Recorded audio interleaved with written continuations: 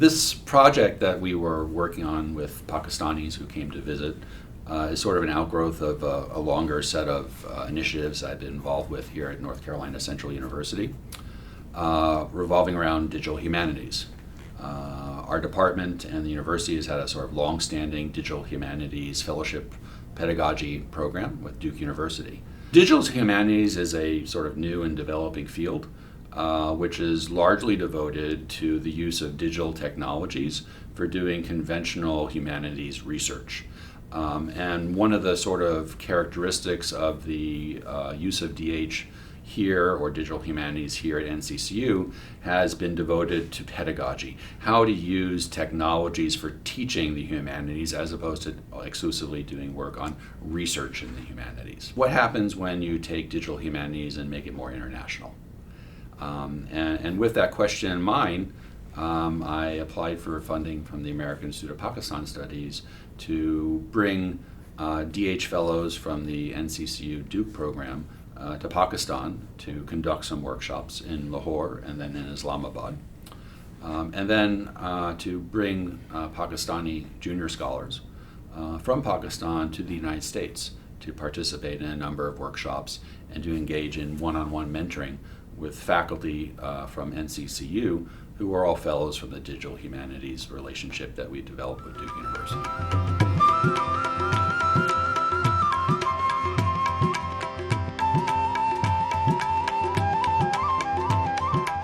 Okay, I am Aisha Akram and I work as a lecturer at University of Education Lahore, and my major is English Literature, and I'm also a PhD candidate at University of Management and Technology Lahore. Yeah. Thank you. My name is Marvi Sheikh and I belong to Sindh, Pakistan, and I teach applied linguistics at University of Sindh. Thank you so much. This is Dr. Sania Munir and I am working as an assistant professor at University of Lahore, and I am teaching subject related to international relations. Mohammad Ibrahim Khokar from Shah Abdul Latif University, Kharpur, Sindh, Pakistan. I teach English literature and American literature. Yeah, my name is Dr. Shumaila Umar, and I am assistant professor in University Sardar Bahadur Khan Women University, Quetta, and I teach community development and basic and advanced researcher there. So all the participants that were on the program didn't come from the traditional universities that often tie up with other American universities. We had people from almost all the provinces of Pakistan participate in the program. And we brought them to Lahore, and we brought them to LUMS, or the Lahore University of Management Sciences, which is a major sort of hub and prestigious university. So the first part of the program, we took US academics from NC Central to Pakistan for a week. We had a multi-day workshop that we conducted at LUMS, or the Lahore University of Management Sciences. And then following that, we went to Islamabad and we conducted a second workshop at Quaid-e-Azam University in the history department, who had invited us to discuss digital humanities and the workshop and some of the techniques that we had covered in LUMS to their students at Quaid-e-Azam in the history department. So we were able to bring and create dialogues between various different layers of Pakistani academics in a way that's not normally done either. So the experience was very positive, not only in terms of bringing together US and Pakistani academics, but also Pakistani academics from various different kinds of institutions, which don't always have the opportunities to exchange ideas or even sit around the table together. We had a break of about a week or 10 days. And then we had the group of faculty who attended the LUMS seminar. They came then to the United States, and they came for a 5-week period. During that 5-week period, they attended a number of workshops that had been arranged by the NCCU faculty, both here at NCCU as well as other campuses here in the Triangle. And then they also engaged on one-on-one mentoring with individual faculty members while they were here. While we were in Lahore, our job was to facilitate workshops using the skills that we learned at Duke for the digital humanities program there. Basically, my job, I actually taught them about how to use timeline, which is an application that allows individuals to literally take web snippets, be it photos or be it links, and then put them into a chronological timeline to tell the story. It's the first time I've ever been to South Asia. It was a fun experience, completely different, culturally enriching, probably one of the best field trips I would say I've had in my life. My role in Lahore during the workshops was to work with more low-threshold digital humanities tools. I worked with Google Docs, and I worked with Canva, which is a program for a really easy application for doing graphic design. So it was really fun to be able to work with the faculty who were there in Lahore and my colleagues here and play around with them and say, oh, here's a project, here's a way that you could use this tool, go try it. What was fascinating to me was how quickly some of the participants moved from learner to emerging expert and would around the tables help each other out. It was fantastic. That was the best part to me, was when they stepped up out of their chairs and said, oh, I know how to do this, let me show you how. Yeah. Humanities is the subject that we often teach, but adding a digital version of it was something new. So I was very much excited about this, and then I tried my best to join this. And at Lahore, we were introduced with our teachers from United States. That was a wonderful experience. We started to learn about timelines, about WordPress, and all these things that could help us in making our classes more interactive. So Lahore was a wonderful experience, and it was for the first time we were learning from American teachers live and in their presence, and then we had some online sessions too. These softwares in Lahore, so it was quite new and very, very interesting. So over there we learned about WordPress and timeline, and I feel that it is very, very we can exercise inside our teaching style, because it is a journey from traditional way of teaching to technological. So we learned so many things, like we can, the WordPress or timeline, it can squeeze the distance between the teacher or the student. So this is very interesting and amazing. Okay, right. So do you think that back in Lahore, some of your expectations about DH were met? Yeah, actually, as I told you, that it was totally a new concept. So whatever the feelings were there, they all were, met there. But when we came here, so we come to know that still digital humanities is a larger field, a larger area. But back in Lahore, we were very much satisfied from our teachers, and whatever we learned to our best. We learned how students can make their, WordPress sort of things, and how can we make a student to tell storytelling through mobiles. So everything was fine.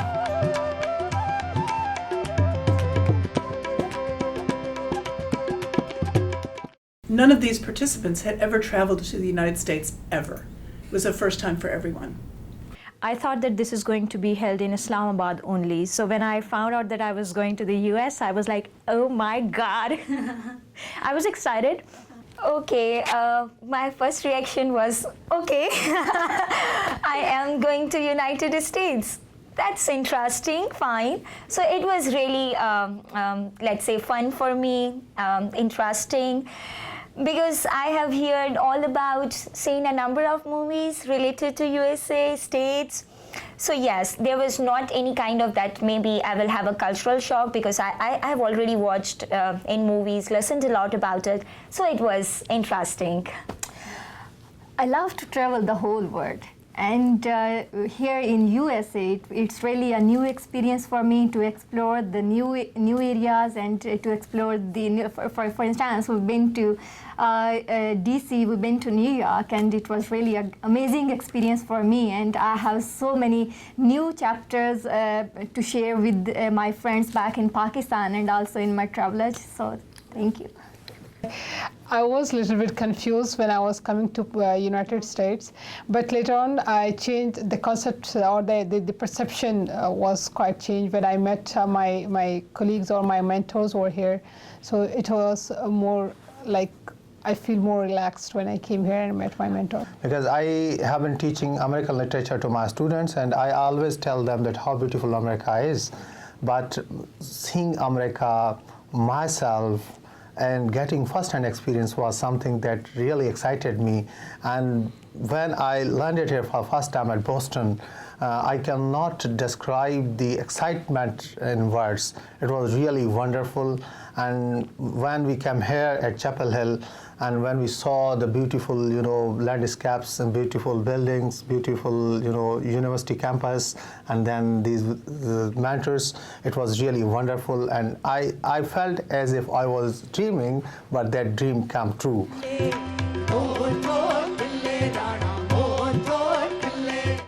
We had an exciting 3-day experience at UNC. Tell us something about that. Okay, there we learned about my Google Maps, all right, and we learned about Tropy software. This software is very interesting because there you can include all, let's say, historical maps in a new way as well. So the tropical software was very interesting, and then we learned about augmented reality. So it was again very exciting for us because before that I was not aware about augmented reality. So it was really interesting. And during the 3 days digital humanities workshop, to learn about the scalar, use of scalar, and how to use the pictures and how to use the archival materials and how we can arrange it. It's really impressive for me, and because I am a student of history and I have a lot of data. Hey guys, can you please share your experience at Franklin Humanities Institute? Yeah, so we got invited by Hannah and Victoria at Duke in the Smith Warehouse where the Franklin Digital Humanities Institute resides, and it was a wonderful experience in itself. Primarily because of the whole industrial architecture there, and also because we got to see all their exciting labs and the work they do back there, and it was great, yeah. Actually, back to Franklin Digital Humanities Institute, we come to know that what really digital humanities is. Prior to this visit, we were thinking that as if digital humanities is a work of 1 or 2 websites or 1 or 2 softwares. But there we come to know that no, it is a very enhanced program. There we were told that how drone camera and drone photography works, and how they can convert the old maps into newer dimensions, how they can work on historical buildings and historical documents to give them fresh and new look. So everything was very much excited, and we come to know, and then we realized, I personally myself realized that how far we are from this digital world. Because back in Pakistan, in our universities, we don't have such accessories as well as such labs. But now we have at least an idea that we can bring this idea back to our universities. We'd been on campus at Chapel Hill, but they hadn't seen the campus. And so they wanted us to take them around the campus. But the first thing we stopped at was the place where Silent Sam, the Confederate monument, stood. It no longer stands. It's just an empty plot of new grass now. And so we talked about that, and we also talked about the monument to African Americans who helped develop the university. And so we got in this larger conversation about what do you do with monuments to history when that history is reprehensible? And that was something that they could identify with.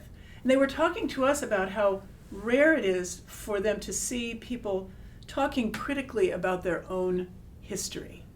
And I thought that was amazing. So all these, we kept having these moments where things like that would happen. NCCU was one of our best experience. We were brought here by our mentors, Russell and Brad Chambers. Brad Chambers offered us space in his class. So there we got cultural exchange, because the students of Brad Chambers, they were Native Americans, and we were from Pakistan. We both shared experience with each other, and we shared our cultural exchange too. And then on the next day, because our stay here was for 2 days, 2 continuous days, on the next day, Brett offered us a postcard sort of experience where we recorded our voice, and we made drills of all these things. We recorded things, and it was enjoyable. It was really loving. As Ibrahim has mentioned that we talked with Brett's students, so it was really a great part because we just had a kind of intercultural communication.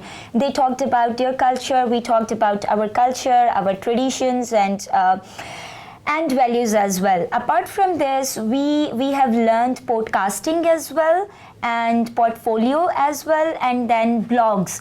But when we got to the training with the portfolio, when we got to training with Google Tools, when we got to training, I even brought in one of my colleagues, DL Underdo, to help with the podcasting. There was it wasn't 5 faculty, 5 students. It was a team of people who wanted to learn how to use these tools to tell stories so that they can control the narrative, so they could control the research. And it was amazing. And to me, that was when I realized how powerful this whole experience really was for me at that point. But what the most important part was the intercultural, intergenerational, and international exchange that happened in a room with 10 people that did not know each other. And an hour and a half later, they were friends. That was the human moment that I was so excited to be, and honored to be a witness to. Because the students were talking about racism, colorism, cultural and classism, and they were talking about it not as a faculty to a student, but as one person to another, and the curiosity in the room of, well, how do they do it in your country? Because we met with Black students, and we met here with the people of every color, and it was really wonderful to see, because these discriminations and these colors should be eliminated. We must be moving toward a plural world where everybody is respected, everybody is honored and given proper chances. We all have to contribute into the betterment of this entire world. And we shared our histories, we shared our culture, we shared our disappointments in our countries sometimes. All the trainings and all that stuff, those are just tools. But the digital humanities part and the human part, that's the part that will live with me forever. Yeah, and I want to add to that because I think one of the things that Brett's talking about happened over and over and over again.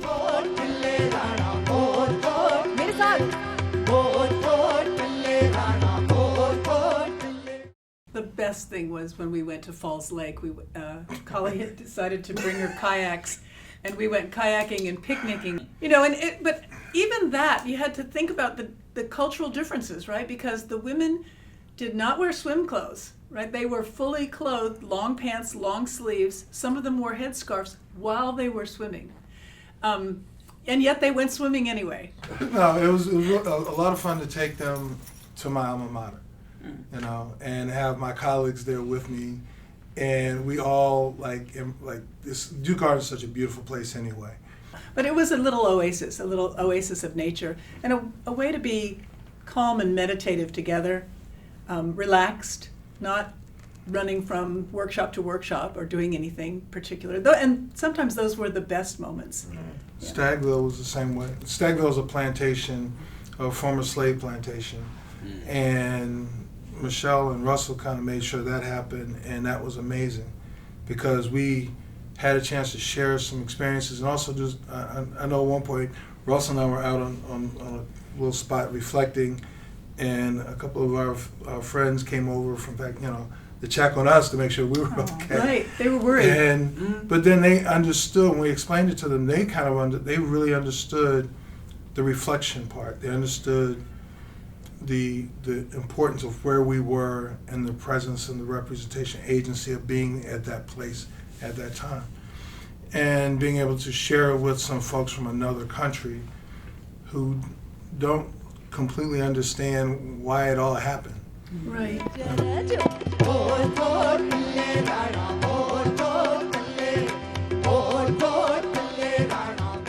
There are a couple of things that happened over the course of the 5 weeks, and I think one of the things that struck me the most was that our interactions dispelled a lot of myths that they had about American society.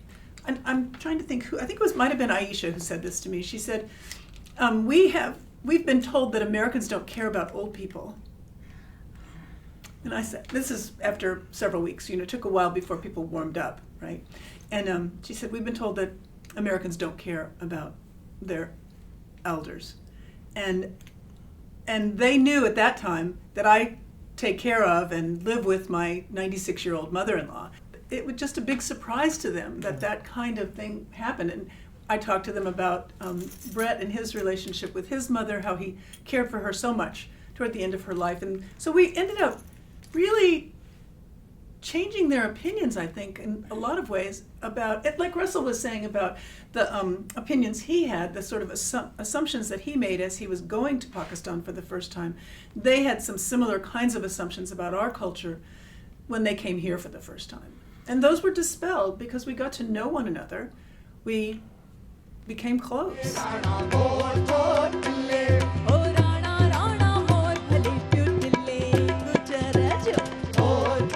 I think there was a number of sort of broad issues I wanted to sort of roll into this particular proposal and this idea. One, of course, are the cultural exchanges that occur. The technology exchanges and the learning of particular skills using technology, of course, is the foundation bedrock on which the program was built. But those interchanges actually spawn alternative relationships that are not directly related to the technologies themselves. And they provide social interactions for cultural exchange that go beyond the classroom and beyond learning particular sets of technologies.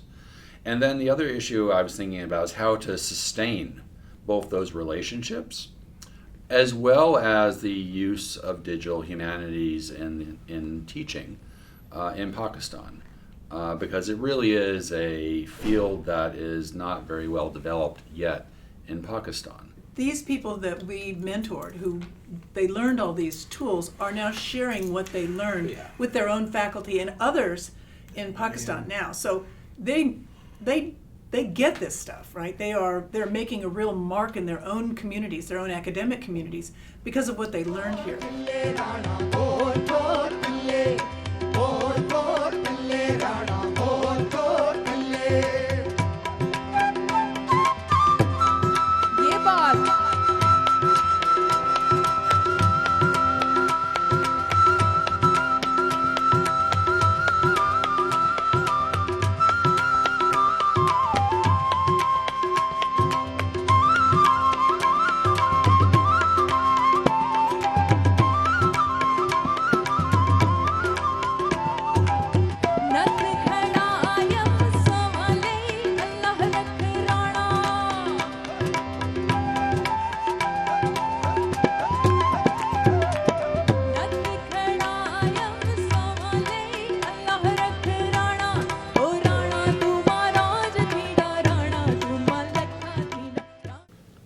Project. There's going to be one big other thing you do. Yes, you might throw that in there at the June. end. Yeah, so we have that. Okay, 1 minute. Yeah.